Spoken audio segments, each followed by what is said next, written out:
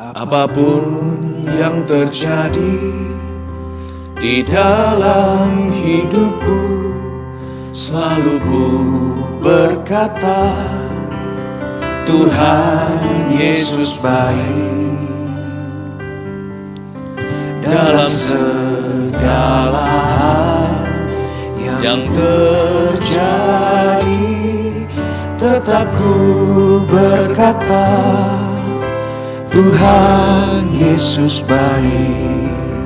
Apapun yang terjadi, apapun yang terjadi di dalam hidupku, selalu ku berkata, Tuhan Yesus baik.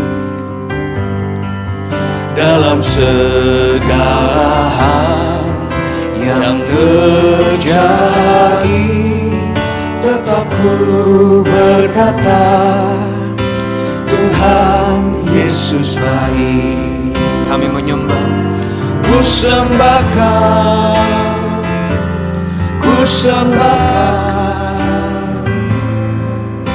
tak dapat ku membalas kasih-Mu. Ku sembahkan, ku sembahkan, Bapa. Ku rindu selalu menyenangkan-Mu. kami menyembah, Ku sembahkan, ku sembahkan, tak dapat ku membalas kasih-Mu. Ku sembahkan, ku sembahkan, Bapa. Ku rindu selalu menyenangkan-Mu.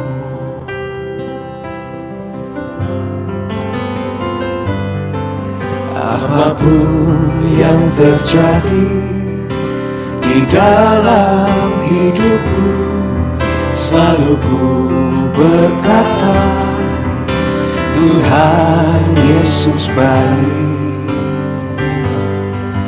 Dalam segala hal yang terjadi, tetap ku berkata, Tuhan Yesus baik. Ku sembahkan, ku sembahkan, tak dapat ku membalas kasih-Mu. Ku sembahkan, ku sembahkan, Bapa. Ku rindu selalu menyenangkan-Mu. Ku sembahkan, ku sembahkan, tak dapat ku membalas kasih-Mu. Ku sembahkan, ku sembahkan, Bapa. Ku rindu selalu menyenangkan. Ku sembah, ku sembahkan, ku sembahkan, tak dapat ku membalas kasih-Mu. Ku sembahkan, ku sembahkan, Bapa. Ku rindu selalu menyenangkan-Mu. Kami sembah, ku sembahkan, ku sembahkan, tak dapat ku membalas kasih-Mu. Ku sembahkan, ku sembahkan, Bapa. Ku rindu selalu menyenangkan-Mu. Ku rindu selalu menyenangkan-Mu. Ku rindu selalu menyenangkan-Mu.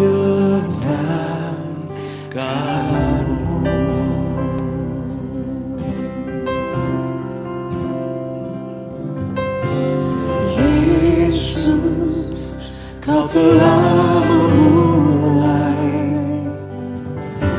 segala yang baik dalamku.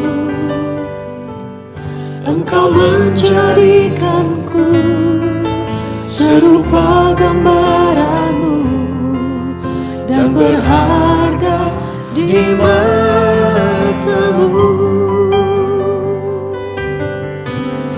Yesus, Kau telah memulai karya yang mulia dalamku. Kau berikan hidupmu sebagai ganti dosaku, karena kasih-Mu padaku.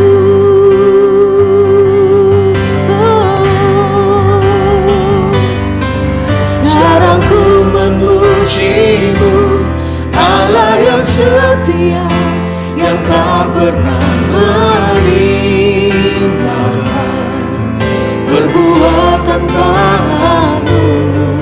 Sekarang ku menyembah-Mu, Allah yang mulia, sempurnakan setiap hidupku agar indah bagimu.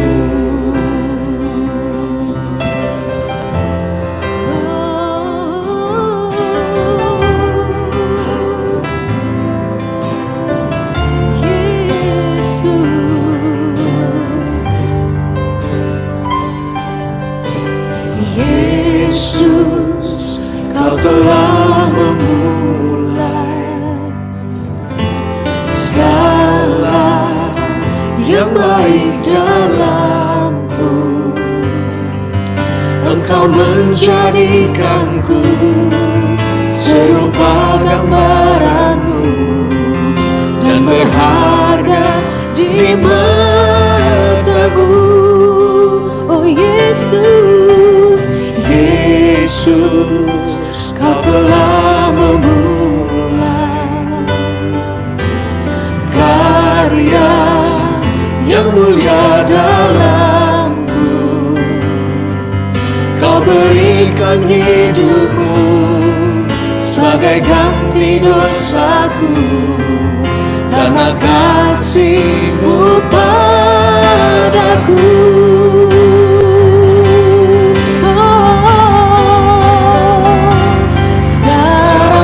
Memuji-Mu, Allah yang setia, yang tak pernah meninggalkan perbuatan tangan-Mu. Sekarang ku menyembah-Mu, Allah yang mulia, sempurnakan setiap hidupku agar indah bagiku.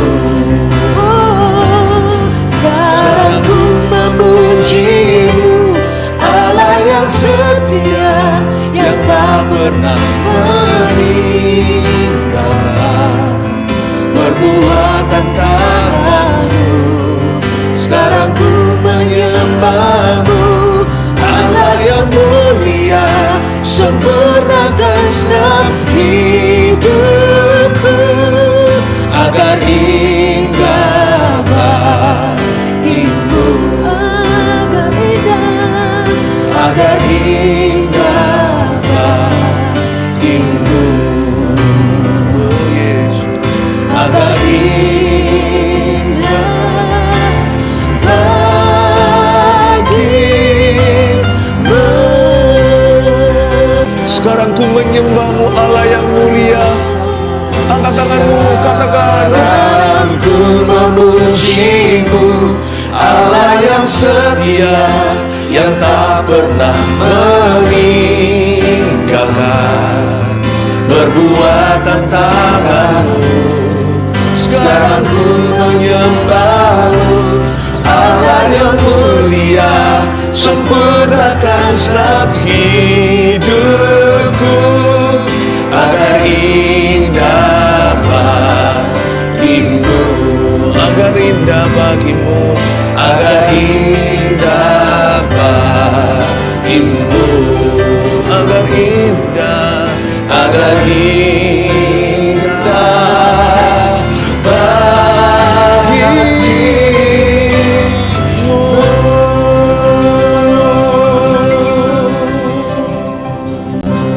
Ajari kami untuk berdoa dan memiliki hati seperti Daud, seorang yang berkenan dan tulus di hadapan-Mu. Bukan tanpa masalah kami ini, bahkan bukan tanpa salah. Tapi kami ingin ketika berdoa, kami berdoa dari hati yang luar biasa. Sampaikan sabda-Mu, Yesus Kristus, Anak Daud, Tuhan dan Juru Selamat kami yang hidup, Bapa yang kekal. Sembunyikan hamba-hamba-Mu di balik salib-Mu, ajari kami sesuatu. Dalam nama Yesus, haleluya. Amin. Ambil Alkitab dan catatan, shalom kepada semua. Kita belajar dari seorang pribadi yang luar biasa, yaitu Daud namanya. Berikan judul tema kita hari ini, doa Daud. Simple, sederhana, 2 kata. Doa Daud, tetapi tidak semudah yang kita kira. Dalam sekali hubungan Daud dengan Allahnya. Mazmur 86 ayat 1-3. Di Alkitab kita diberi judul doa minta pertolongan. Karena Daud ini adalah seorang yang syarat dengan masalah. Hidupnya itu penuh dengan geronjalan. Tapi seperti Daud, kita bisa tiru hatinya yang luar biasa. Ini orang bukan tanpa salah. Tapi dalam doa-doanya kita bisa temukan, bukan hanya Daud itu bergumul dengan sesuatu, tetapi kita bisa menemukan sumber pengharapannya. Yang membuat doa kita luar biasa bukan kitanya, tapi kepada siapa kita berdoa, ada pribadi yang luar biasa, Yesus Kristus namanya. Doa kita nggak sempurna, kita juga nggak sempurna, apalagi kita. Tetapi kepada siapa kita berdoa, pribadi itu sempurna. Kabar baik, tidak perlu sempurna doamu untuk dijawab Tuhan. Yang penting hatimu dan hatiku tulus seperti Daud mengejar hati Bapa. Doa Daud, pasal 86 ayat pertama, sendengkanlah telingamu ya Tuhan, jawablah aku, sebab sengsara dan miskin aku. Peliharalah nyawaku, sebab aku orang yang kau kasihi. Selamatkanlah hamba-Mu yang percaya kepadamu. Engkau adalah Allahku, kasihanilah aku ya Tuhan, sebab kepadamu lah aku berseru sepanjang hari. Sayang sekali, di ayat pertama tidak ada penjelasan. Biasanya kan ada penjelasan, sebuah nyanyian ziarah, atau ketika dia berada di mana. Sulit untuk ditemukan di saat kapan Daud mengubah Mazmur ini dari doanya secara pribadi. Tapi kalau kita mengerti dan kita membaca cerita Daud, apalagi biografinya di Alkitab, hidupnya dia itu penuh masalah loh. Sekalipun dia adalah seorang raja dan nabi sekalian. Dan Daud ini adalah nenek moyang Yesus Kristus, raja yang sangat diurapi, berkenan kepada Allah. Tuhan itu sangat cinta. Tapi Tuhan tidak meluputkan dia dari masalah. Tuhan itu menyertai dia dalam permasalahannya. Dari doa-doanya kita tahu bahwa orang ini punya banyak musuh. Terjadi peperangan rohani. Jadi gak peduli doa Daud ini ditulis kapan di dalam sejarah hidupnya. Doa ini relevan untuk setiap perjalanan hidupnya Daud dan hidup kita hari ini. Karena hidup kita juga ditempa dengan berbagai macam masalah. Makanya itu pertama-tama disebut ayat 1 bunyinya doa Daud. Cukup sih, ini doa bisa kita bawa. Puji Tuhan, Alkitab di tangan. Setiap mazmur-mazmur ini akan menyertai kita sampai mati. Jadi saya suka sekali. Ini bukan doa sekali-kali. Doa di mazmur-mazmur yang kita baca, termasuk Mazmur 86, setiap kali kita bisa ulangi. Tapi jangan jadikan hafalan. Pahami spiritnya. Tangkap roh di balik setiap doa ini. Agar supaya kita bisa meniru hubungannya dengan Allah. Saya kasih satu bocoran yang mungkin Anda tidak temukan. Di sepanjang Mazmur 86, Daud memanggil Tuhan dengan bahasa Ibrani-nya Adonai. Selama berapa kali nggak tanggung-tanggung, 7 kali Daud menyebutnya Adonai. Kata Adonai itu artinya master atau majikan. Menunjukkan bahwa dalam doa, Daud itu menundukkan diri penuh kepada Allahnya. Daud nggak sok-sokan kalau doa itu tidak menantang Tuhan. Doanya dia juga bukan mempertanyakan, meragukan, sekalipun dia penuh dengan kebimbangan dari waktu ke waktu, tapi yang dia bimbangkan bukan Tuhan. Dia itu goyang akibat tekanan kehidupan, tapi sama Tuhan dia nggak pernah goyang. Dia menyebut Tuhan itu master, majikannya, 7 kali Adonai. Menunjukkan bahwa Tuhan bukan hanya jadi gurunya. Tuhan itu juga, terutama menjadi majikan. Ini yang disebut total lordship. Kebanyakan orang jadikan Yesus hanya juru selamatnya. Dikit-dikit minta diselamatkan, tapi nggak pernah jadikan Yesus itu Tuhan, Lord, majikan. Tidak sedikit yang menganggap Yesus itu guru. Terima sih pengajarannya, tapi nggak mau menundukkan diri di area tertentu. Daud nggak begitu. Kali 7 dia menyebut Tuhan itu majikannya. Dia itu totalitas sama Tuhan Yesus di Perjanjian Lama. Dia totalitas sama Allah Israel. Dia menganggap Tuhan itu bosnya. Tuhan punya kata pertama, kata terakhir. Kalau Tuhan ngomong sesuatu, dia nggak bisa apa-apa. Keputusan itu di tangan Tuhan. Sekalipun Daud itu raja, bayangkan. Dia raja berhati hamba. Kita ini loh hanyalah hamba. Seringkali kita itu menunjukkan sikap kurang bagus. Kita menganggap seolah-olah kita itu lebih tinggi dari Tuhan Yesus. Doa itu nggak lebih daripada menjadikan Tuhan itu Santa Claus kita atau Sinterklas. Tuhan begini, Tuhan begitu. Anak-anak Tuhan hari ini kok beda sama Daud ya? Tuhan itu jadi hamba kita. Tukang jawab doa kita. Tukang nyelamatin kita atau selamatkan. Kalau bagi Daud, Tuhan itu Tuhan. Adonai, Master, Tuhanku, total lordship. Dia tunduk pada ketuhanan Yesus Kristus di Perjanjian Lama. Kita harus tunduk pada ketuhanan Tuhan Yesus di Perjanjian Baru. Submission, penundukan diri. Loyalty atau loyalitas yang tidak mendua hati. Kalau kita doa itu harus tunduk pada Allah. Doa Daud, sendengkanlah telingamu ya Tuhan. Dia berkata sendengkan. Kata sendengkan telinga sini, ini artinya bow down your ear. Orang kalau tunduk gaya orang Korea, orang Jepang kalau sapa sesamanya kan pakai kau tahu gini, menundukkan diri seperti ini.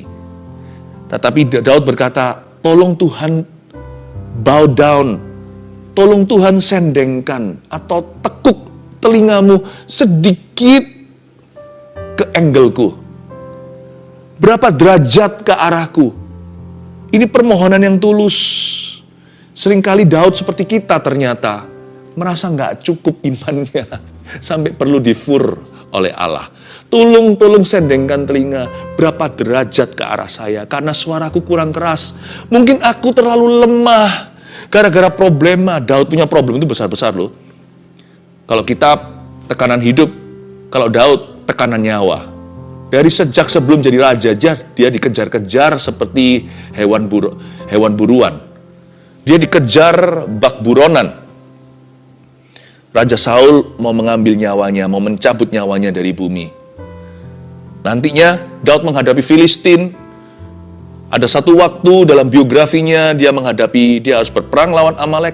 Amalek yang sebelum sampai ke kemah musuh, dia mau dirajam sama orang-orangnya sendiri karena mereka semua kepahitan. Kok Tuhan izinkan perkara seperti ini terjadi atas hidup mereka karena mereka kehilangan istri dan anaknya, semua ditawan oleh musuh. Daud ini ya masalahnya itu gajah-gajah, kelas kakap semuanya masalah besar.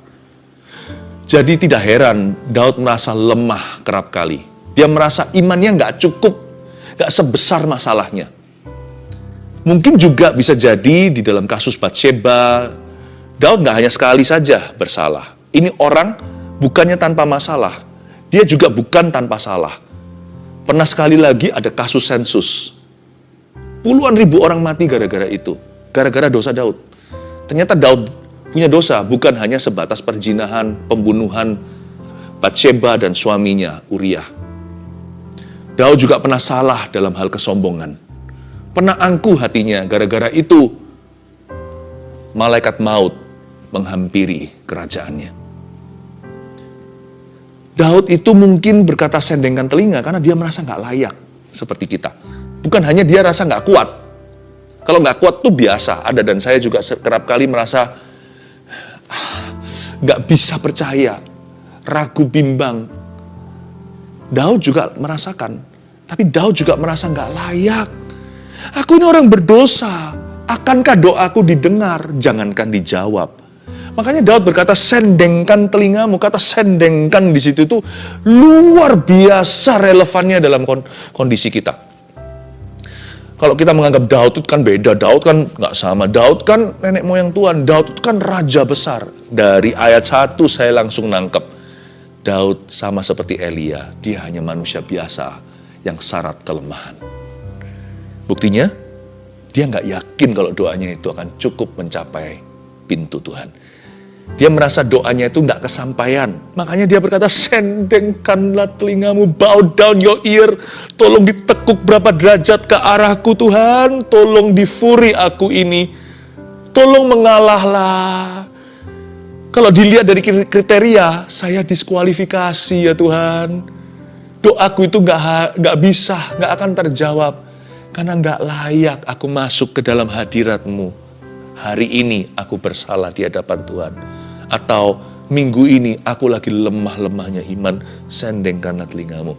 Dari ayat 1 kalau jadi firman berarti Tuhan itu maha ngalah sama kita. Jangan pernah kita itu nggak berdoa gara-gara kita merasa nggak layak.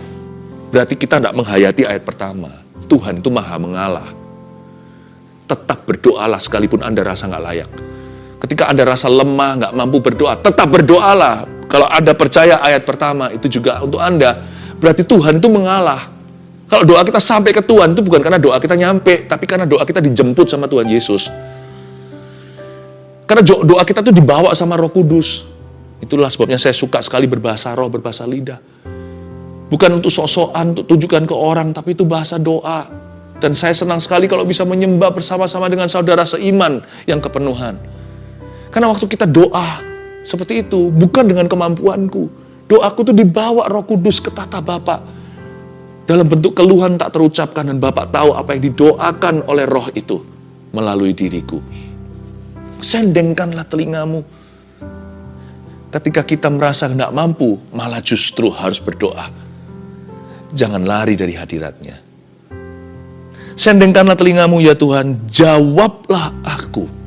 Sebab sengsara dan miskin aku. Poin pertama saya tunjukkan doa Daud ya. Garis bawahi kata jawablah aku sebab. Jawablah aku sebab doa harus beralasan. Tulis poin pertama, doa yang beralasan itulah doa Daud. Jawablah aku sebab sengsara dan miskin aku. Daud mengakui keadaannya dan Daud menaruhnya dalam kata-kata yang jelas. Tuhan, aku ini sengsara.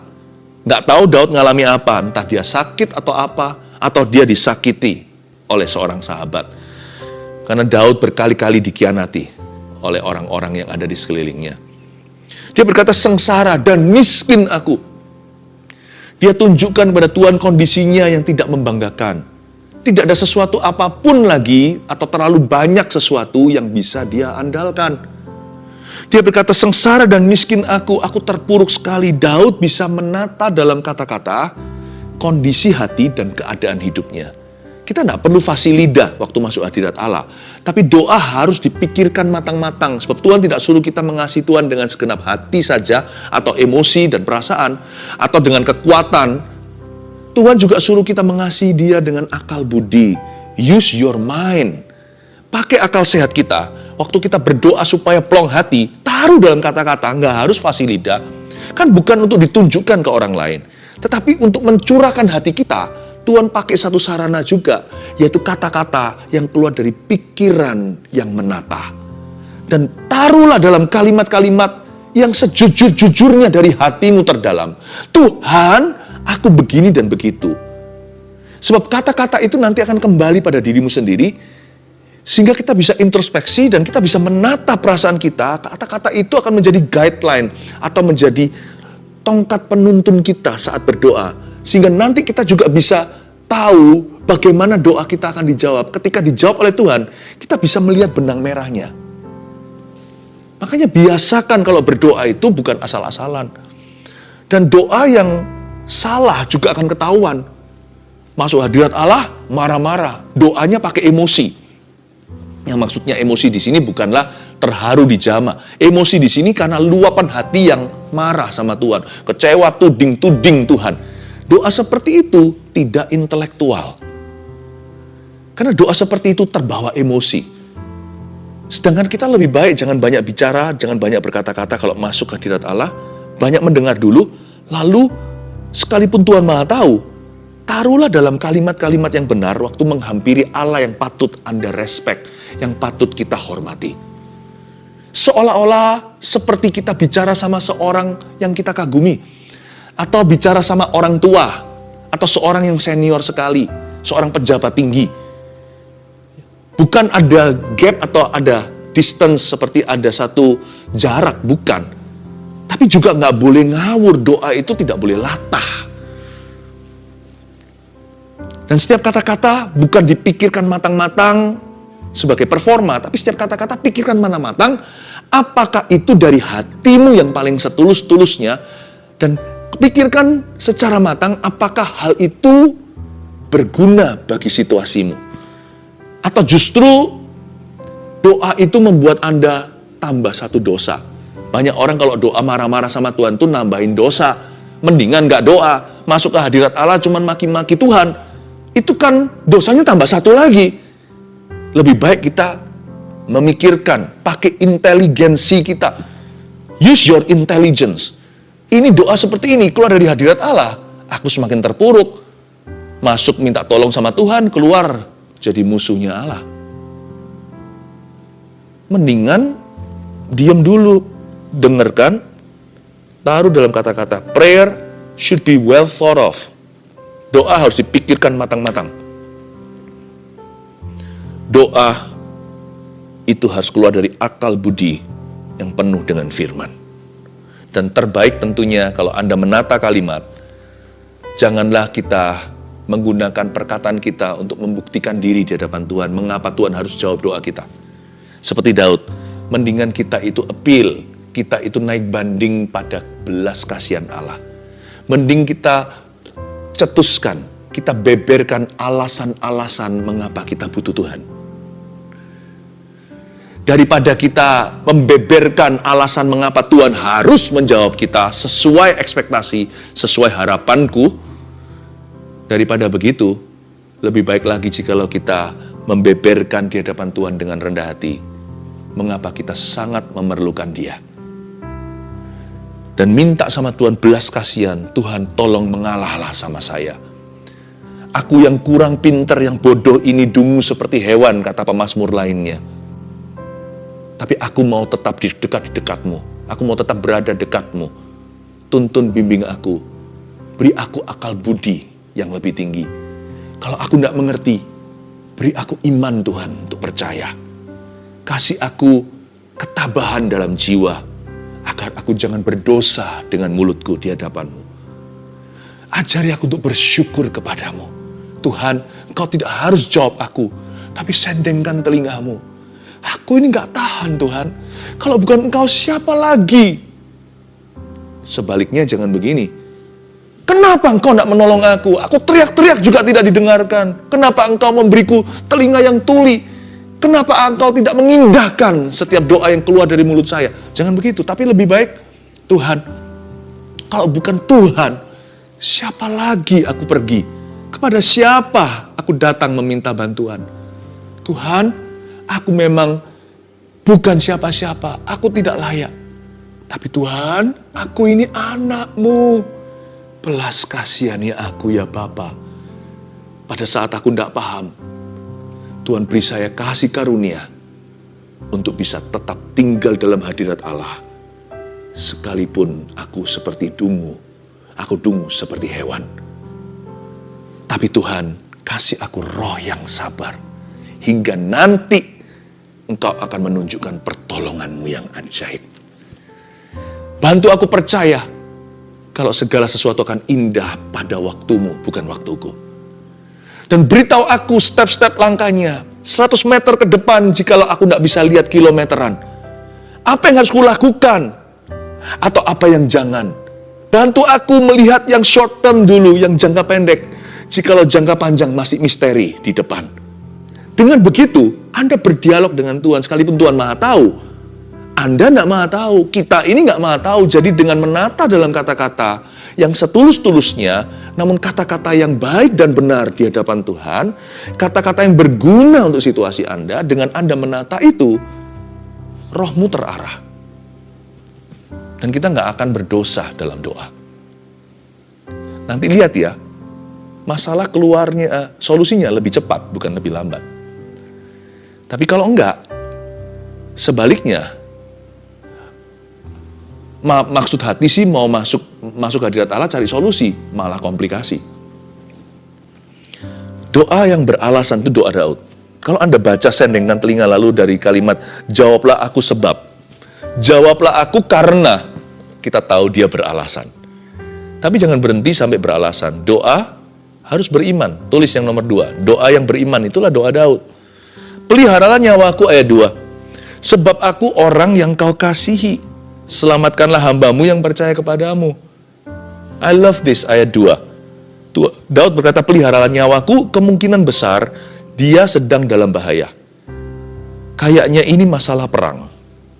Peliharalah nyawaku itu berarti ada musuh yang nyata, sekali lagi hendak mencabut nyawanya. Ini kemungkinan bukan di zaman Saul atau sudah di zaman pemerintahannya. Karena Daud mengalami mara bahaya lebih dari 1-2 kali. Peliharalah nyawaku. Ayat ini menghibur saya.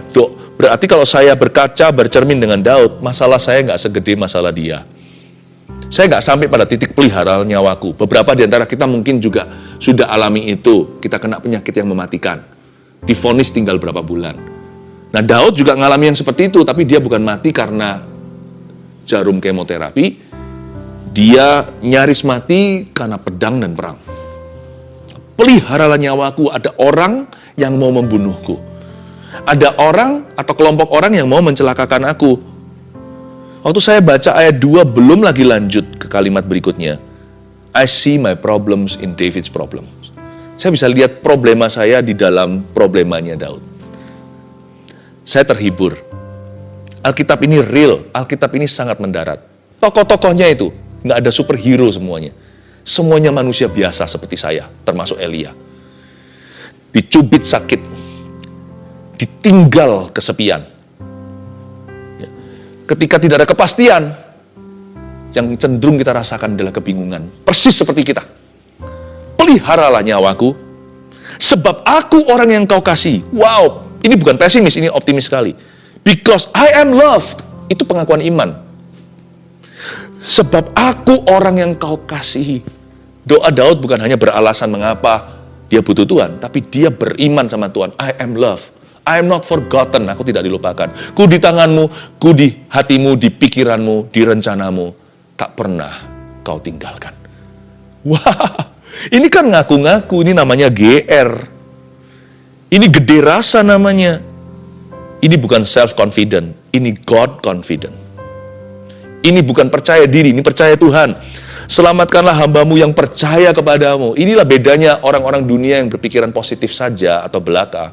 Itu namanya self-confidence, rasa percaya diri. Kalau ini God confidence atau godly confidence atau rasa percaya kepada Tuhan. Dia beriman, dia berada di map atau berada di petanya Allah. Dia berada di radarnya Tuhan. Dia berkata, I am loved. Sekalipun kondisi menunjukkan sebaliknya, kayaknya Tuhan lupa sama saya. Kanan kiri mungkin teman-temannya yang lemah iman, sahabatnya mempengaruhi. Sudahlah, seperti istri Ayub yang menyarankan, kutuki saja Tuhan. Apa bedanya jadi orang percaya dengan enggak? Apa bedanya engkau mengabdi pada Allahmu atau tidak? Buktinya hidupmu juga sengsara, keadaanmu terpuruk, nyaris terbunuh lagi. Mungkin musuh akan berhasil sebentar lagi. Dasar orang kalau sudah pesimis kan panik. Kalau panik kan sudah imani yang negatif. Tapi Daud menolak itu semuanya. Seperti sekali lagi ketika dia di Siklak. Seperti waktu itu dia api-apikan dirinya. Atau mungkin ini ditulis waktu itu, siapa tahu.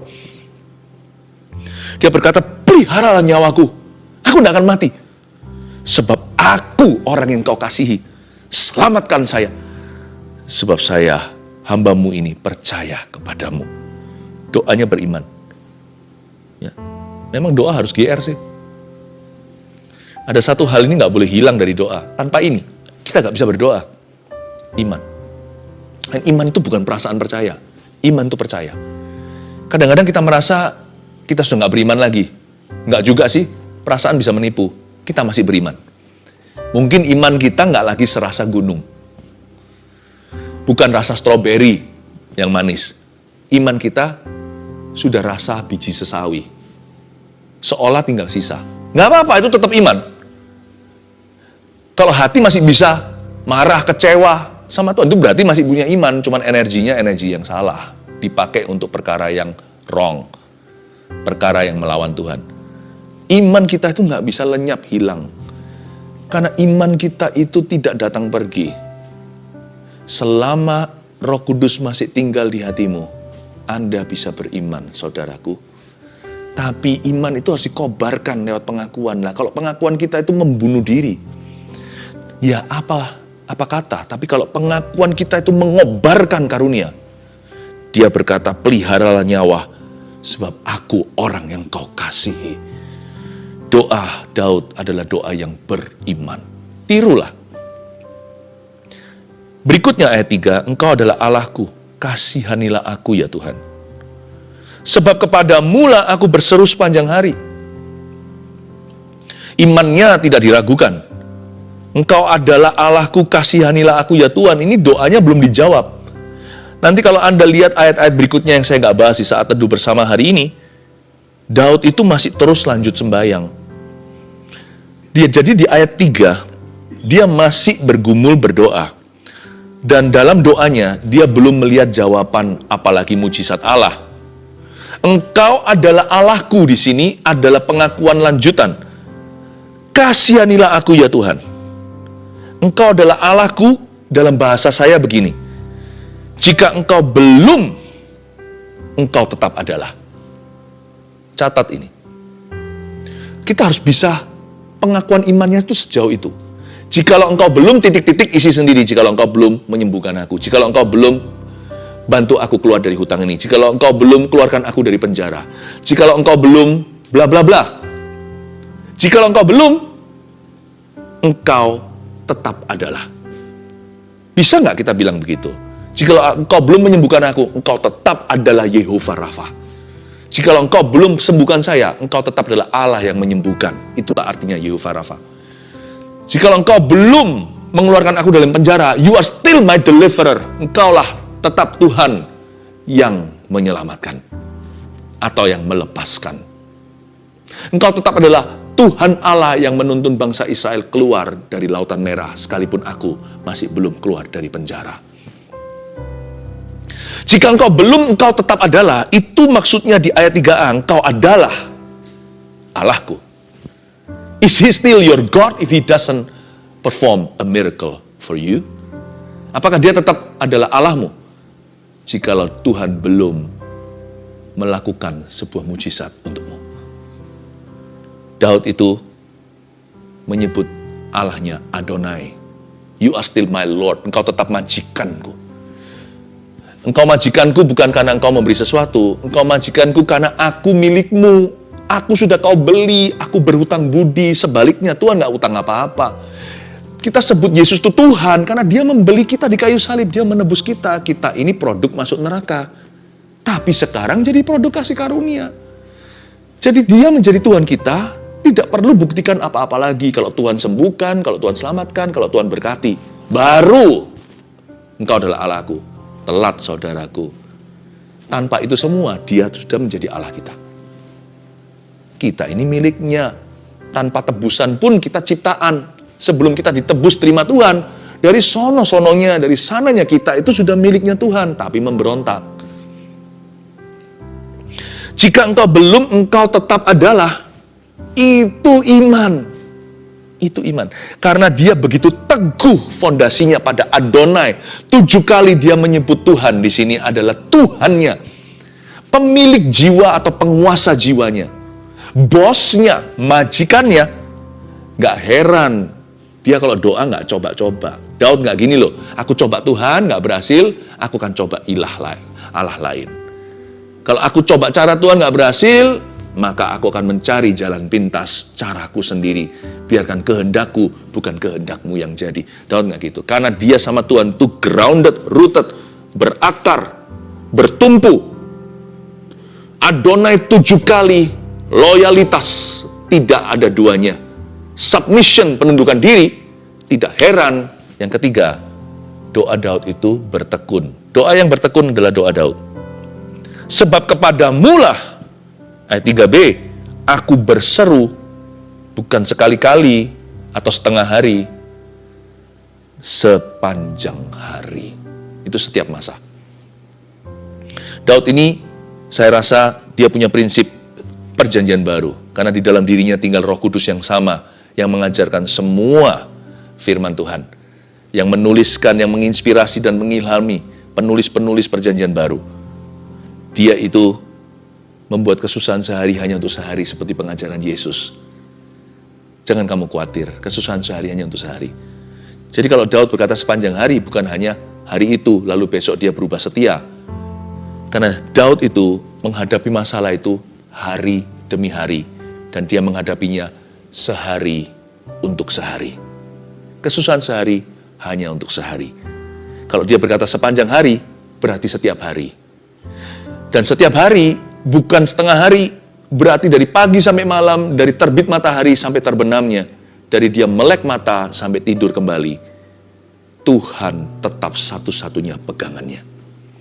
Doa yang bertekun. When David relies on God, he relies on God. Kalau Daud bergantung sama Tuhan, dia sungguh-sungguh bergantung sama Tuhan. Dia nggak coba-coba imannya. Dan tidak pura-pura. Dan tidak berkata, jikalau seolah-olah ada syarat conditional.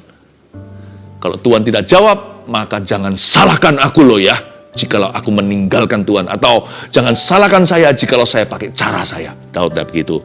Sebab kepadamulah loyalitas, submission, penundukan diri, Adonai 7 kali. Sebab kepadamulah aku berseru sepanjang hari.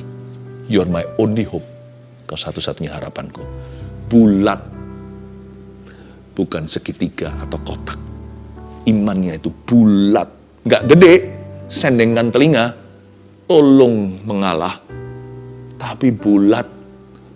Bukan size-nya biji sesawi, itu bulat. Meskipun kecil sekali. Nggak apa-apa iman Anda pas-pasan. Asal bulat hati untuk percaya sama Tuhan. Doamu harus bertekun, tidak boleh pelin-pelan. Pray until something happens. Berdoalah sampai sesuatu terjadi. 1, 2, 3. Doa Daud seperti apa? Doa yang beralasan. 2, doa yang beriman. 3, doa yang bertekun. Haleluya.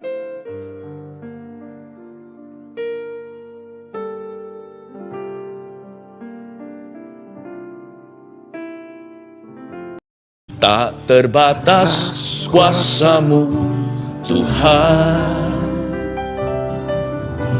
Semua dapat Kau lakukan. Apa yang kelihatan mustahil bagiku, itu sangat mungkin bagimu. Tak terbatas. Tak terbatas kuasa-Mu, Tuhan. Semua dapat Kau lakukan. Apa yang kelihatan mustahil bagiku, itu sangat mungkin bagimu. Di saat ku tak berdaya, kuasa-Mu yang sempurna. Ketika ku percaya, mujizat itu nyata. Bukan karena kekuatan, namun Roh-Mu ya Tuhan. Ketika ku berdoa, mujizat itu nyata.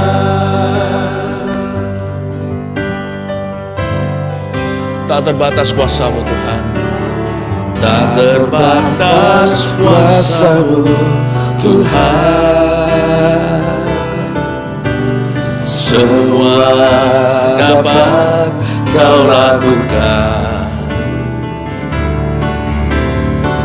Apa yang kelihatan mustahil bagiku, itu sangat mungkin bagimu. Di saat ku tak berdaya, di saat ku tak berdaya, kuasa-Mu yang sempurna. Ketika ku percaya, mujizat itu nyata, bukan karena kekuatan, namun Roh-Mu ya Tuhan. Ketika ku berdoa, mujizat itu nyata.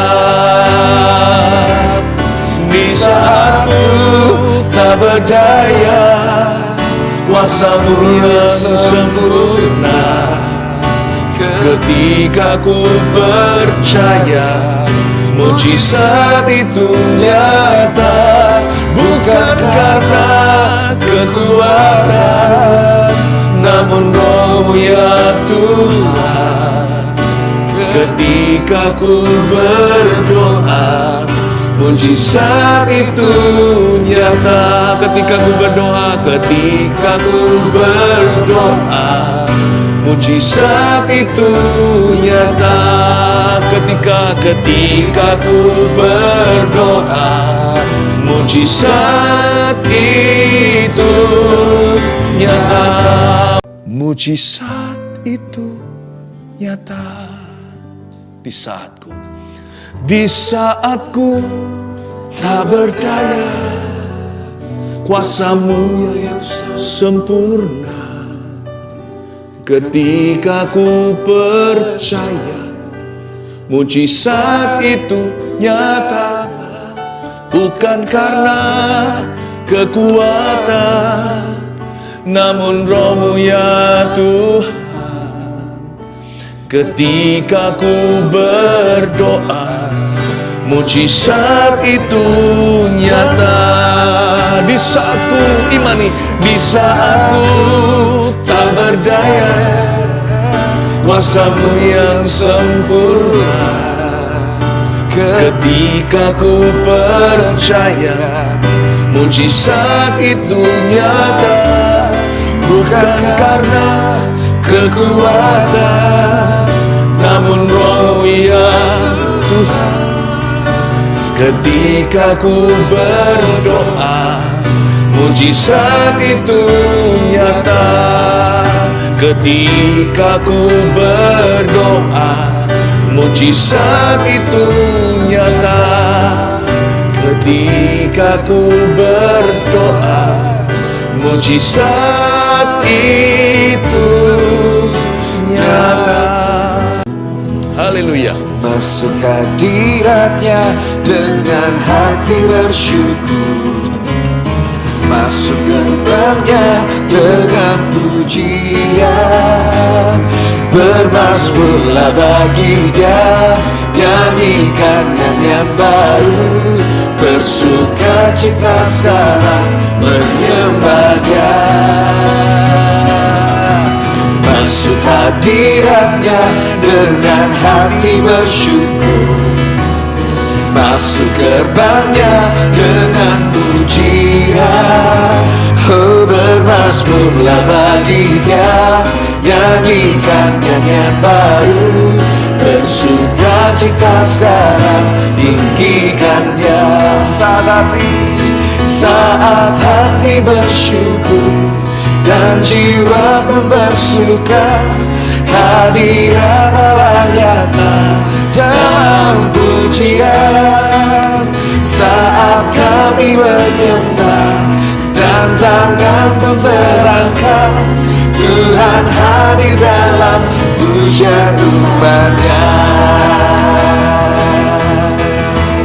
Masuk hadirat-Nya, masuk hadirat-Nya dengan hati bersyukur, masuk gerbang-Nya dengan pujian. Oh, bermazmurlah bagi Dia, nyanyikan nyanyian baru, bersuka cita sekarang menyembah Dia. Masuk masuk hadiratnya dengan hati bersyukur, masuk gerbangnya dengan pujian, bermasmurlah bagi Dia, nyanyikan nyanyian baru, bersuka cita sekarang, tinggikan Dia. Saat hati bersyukur dan jiwa pun bersuka, hadirat Allah nyata dalam pujian.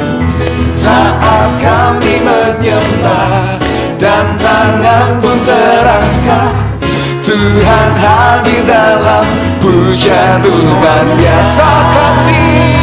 Saat hati bersyukur dan jiwa pun bersuka, hadirat Allah nyata dalam pujian. Saat kami menyembah dan tangan pun terangkat, Tuhan hadir dalam pujian umatnya.